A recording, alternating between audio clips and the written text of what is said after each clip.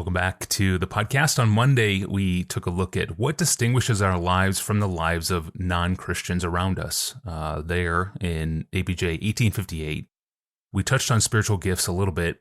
And then in the episode before that, we asked, what are my skills worth? That was APJ 1857, which was a fascinating discussion because in many churches, you have a doctor, a lawyer, a plumber, a carpenter, an auto mechanic, someone who makes money from their skills. And sometimes those skills can be exploited by people in the local church for free. And maybe you've experienced that very thing yourself. So the conclusion was, be willing to pay for the service, Piper said. And if the skilled person wants to make a special gift to you, that's his or her to decide, not yours to expect. It's a good summary.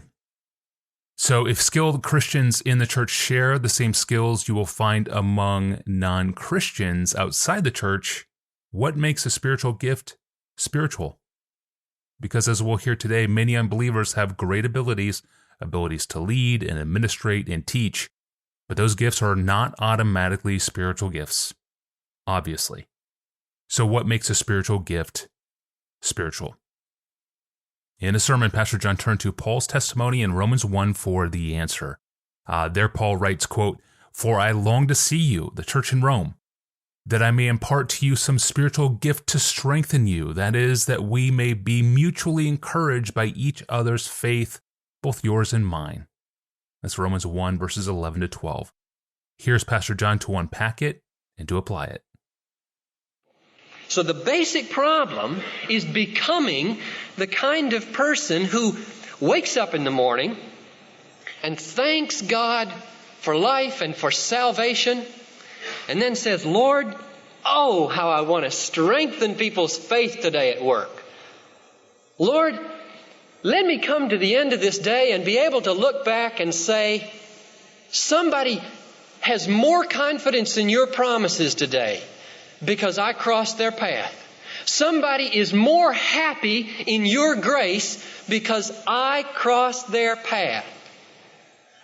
That's the main problem.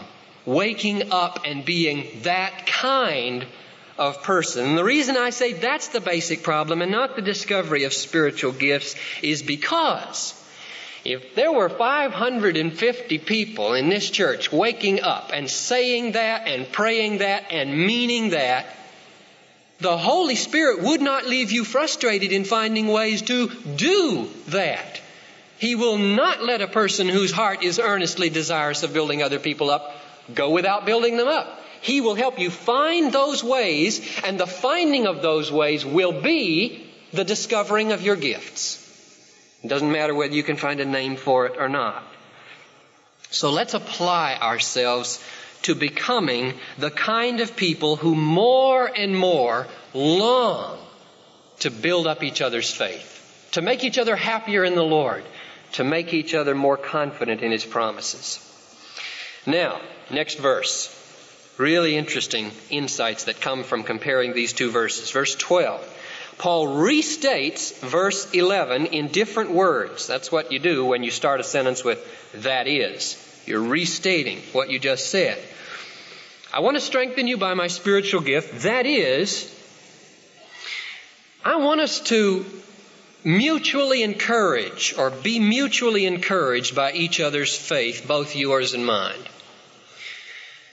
Now, Paul does two things here. This is really interesting. The first thing he does is the old "it's my pleasure" tactic. You remember that sermon back in the fall that I preached called "It's My Pleasure, Christian Hedonism and Humility"? Paul is doing that right here. Notice, when we say, "Oh, it's my pleasure," after we do a benefit for somebody, a favor, what we're doing is trying to be humble. We're saying, well, don't get too worked up about my self-sacrifice because I just did what I wanted to do. So you cut off too much praise. You try to humble yourself after having done a good deed. Now that's what Paul is doing here, I think. Paul rereads verse 11. He says, I sure don't want to give the impression that I'm coming on strong there as the great benefactor who's going to do them all this good and get no benefit. See, So he backs off and he restates his goal to say it's going to be two-way street in Rome. I'm going to get encouraged and you're going to get encouraged. It's my pleasure. Don't give me too much praise. I'm just doing what I like to do when I go around preaching and get encouraged by other people's faith as well as encouraging them. That's the first thing he does in this text. Now, the second thing he does is to show that the way he's going to strengthen their faith by using his spiritual gift is by encouraging them with his faith. Now, notice the parallel between the two verses. In verse 11, he aims to strengthen them. In verse 12, he aims to encourage them. So those two words are parallel. In verse 11, he aims to strengthen them by his spiritual gift.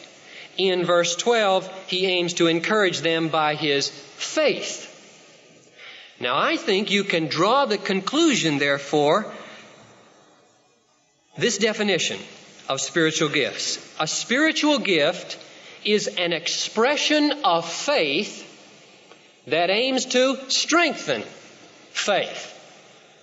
Wouldn't that be a fair definition, having put those two verses together and seeing that verse 12 is an explanation of verse 11? A spiritual gift is activated by faith and aims to produce more faith in another person. Or another way to put it would be this. A spiritual gift is an ability given by the Holy Spirit to express our faith effectively for the upbuilding of another's faith.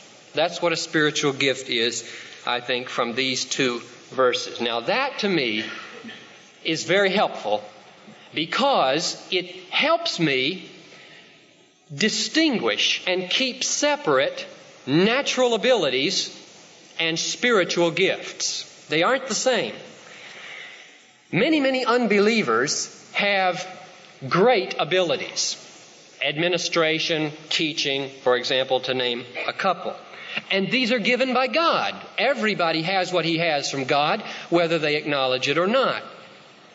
But they're not spiritual gifts in the New Testament sense, are they? Why?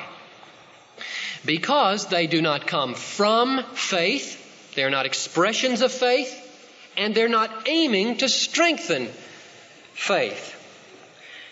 Our faith is the channel through which the Holy Spirit flows on his way to building up another person's faith. And therefore, for any ability that we have to be a channel for the Spirit and therefore spiritual, it has to flow from faith in him and aim towards faith in another person. So, no matter what abilities we have, if we're not relying on God, that is having faith, and we're not aiming to help others rely on God, produce faith, our ability is not spiritual. It's not a spiritual gift because the Holy Spirit is not flowing through it from faith to faith. Now, that has tremendous implications for a church in the selection of its staff, the choice of its officers, and its board members. The implication is this. It means that we will never simply say who has the ability to efficiently do this job. Never. That's a wholly inadequate criterion for determining a person's suitability for staff or for office in the church. We will go on and ask, does this person use his skill or her ability to express their lively and hearty dependence on the Lord? And we will ask, does the exercise of that skill aim always to be helping other people believe more? Or does the way they go about doing their work always manage to put people down or make people feel unbelieving rather than believing? A church where the Holy Spirit is alive and powerful will always be sensitive to the difference between natural abilities and spiritual gifts. So good. A spiritual gift is an expression of faith that aims to strengthen faith. That's helpful. This clip was taken from John Piper's message on spiritual gifts, simply titled Spiritual Gifts, and preached on March 15th, 1981. The whole message is online. Have a sermon clip for me? Send me an email. Give me your name, hometown, the sermon title, the timestamp of where the clip happens in the audio, and make a note of what stands out to you. Put the word clip in the subject line of an email and send it to me at askpastorjohn@desiringgod.org. That's an email address, askpastorjohn@desiringgod.org. Well, speaking of spiritual gifts, what do we do when we don't have one? Or we don't think we have one? What are some practical steps to finding our spiritual gifts? Pastor John will explain next time. I'm your host, Tony Reinke. We'll see you on Friday.